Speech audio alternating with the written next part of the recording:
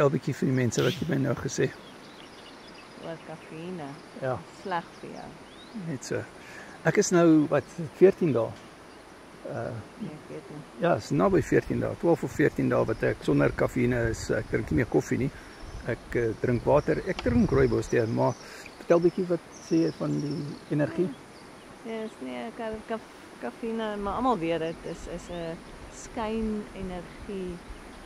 Hy laat jou vir 'n oomblik goed voel en dan crash jou liggaam en dan drink jy weer kafeïn en dan voel jy vir hom, maar op 'n stadium kry jy as jy versadig, dat jy net nie genoeg kafeïne kan inneem om daai kick te kry nie en jou stelsel raak so versadig en vol van kafeïne dat jou liggaam net dan maar aanhoudend van soos 'n zombie voel.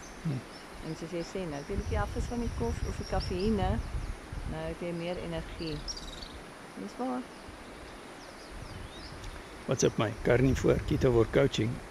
Ons het die koffie bootcamp het ons al gedoen. Jy kan dit bestel.